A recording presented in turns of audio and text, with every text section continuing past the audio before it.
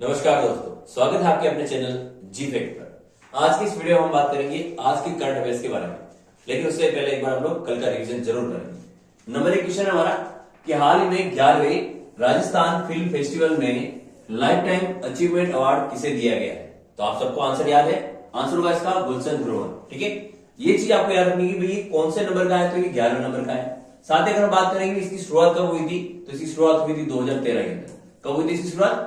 2013 के अंदर इसकी शुरुआत की गई थी, ये आपको ध्यान रखना है। ठीक है, बढ़ते हैं अगली क्वेश्चन तरफ, लेकिन थोड़ी जानकारी और ले लेते हैं कि भाई इससे पहले वाला जो हुआ था, यानी जो 10वें नंबर पे हुआ था, उसमें जो है लाइफ टाइम अचीवमेंट अवार्ड किसको दिया गया था, तो संजय मिश्रा को दिया गया था। ये भी आपको याद रखना है, ठीक है ना, संजय मिश्रा को ये अवार्ड दिया गया था, ये आपको ध्यान रखना है। जबकि अगर हम बात करें 11वें की, तो इसमें किसको दिया गया है, गुलशन ग्रोवर को दिया गया है। साथ ही ये भी आपको याद रखना है कि इसका जो होस्ट है, यानी जो 11वें नंबर का जो ये RFF है, इसका जो होस्ट है वो किसने किया है, तो आफ्ताब ने किया है। किसने किया है? आफ्ताब शिवदासानी ने। ठीक है ना, ये आपको ध्यान रखना है, ये भी आपको यहाँ पे ध्यान रखनी है। तो ये तीन चीज आपको ध्यान रखनी है। इसकी शुरुआत कब हुई थी, तो 2013 के अंदर हुई थी।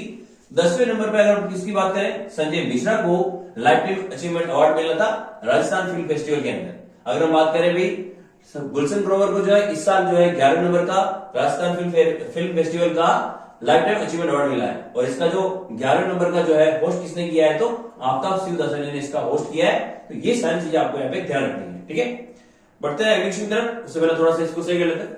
अगला क्वेश्चन हमारा, राजस्थान आबकारी निरोधक दल का ध्येय वाक्य क्या रखा गया है। तो आंसर याद रखना आपको, राजस्व अर्जन एवं अनुशासन इसका ध्येय वाक्य रखा गया है। किसका ध्येय वाक्य रखा गया है? राजस्थान आबकारी निरोधक दल, ये जो है इसका जो है ध्येय वाक्य क्या रखा गया?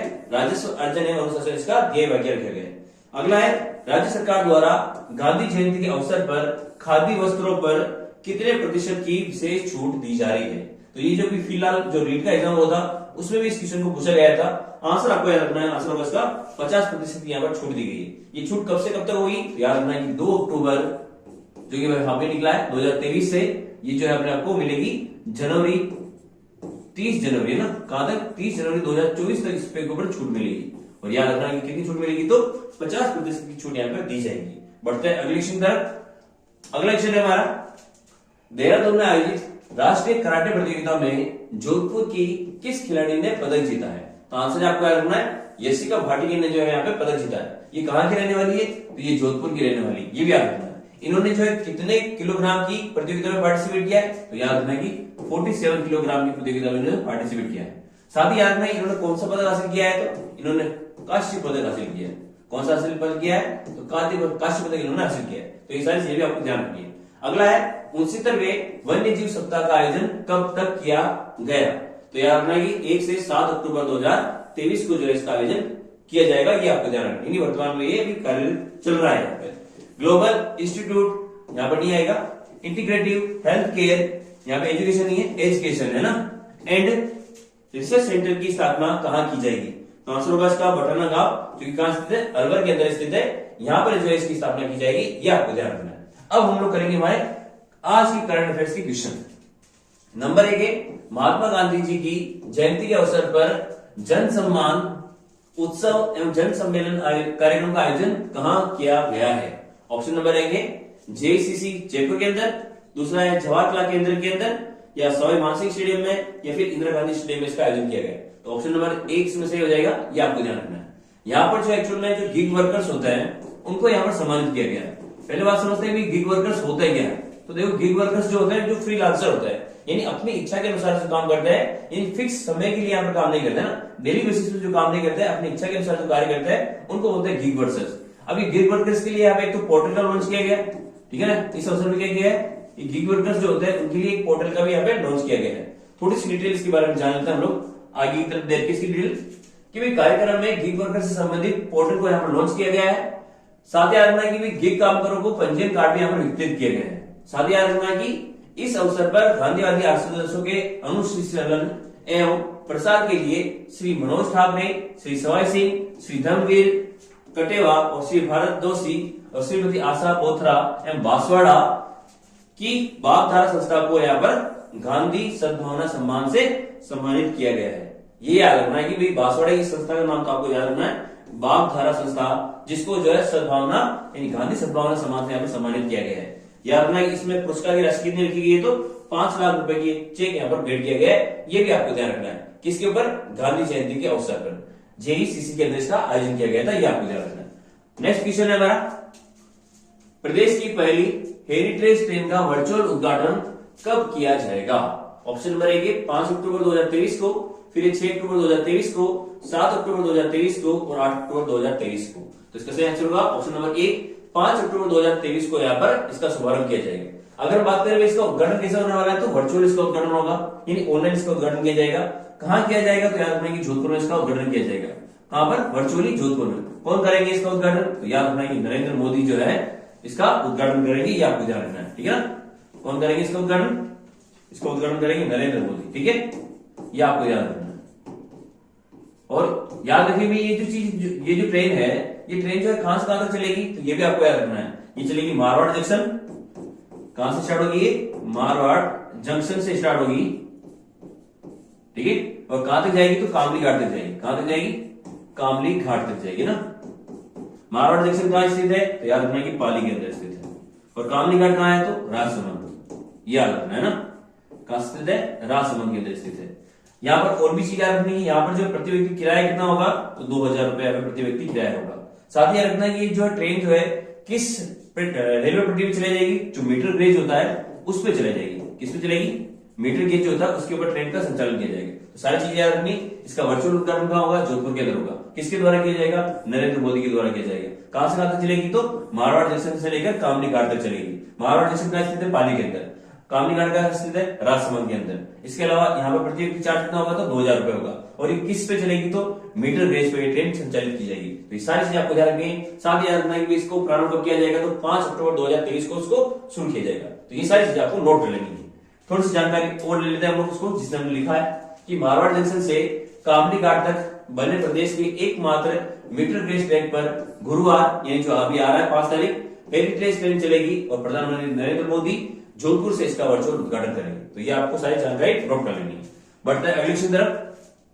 अगला है, कोरिया में आयोजित 19वें girl scout international online camp Korea 2023 में राजस्थान से कितने सदस्य भाग ले रहे हैं?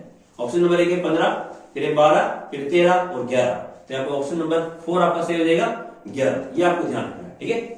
नेक्स्ट क्वेश्चन है हमारा, राजस्थान में पहली बार नेशनल जूनियर गर्ल्स फुटबॉल प्रतियोगिता का आयोजन कहां किया जा रहा है? ये याद रखना कि यहाँ पर जो है ये नेशनल जूनियर क्या है? गर्ल्स फुटबॉल प्रतियोगिता है। इसका प्रदेश में जो है पहली बार इसका आयोजन किया जा रहा है। ऑप्शन इसमें जयपुर, जोधपुर, उपरोक्त दोनों या उदयपुर। इसमें सही आंसर होगा ऑप्शन नंबर सी, यानी जयपुर के अंदर इसका मैच होगा, आयोजन होगा। साथ ही याद रखना कि जोधपुर में भी इसका आयोजन किया जाएगा।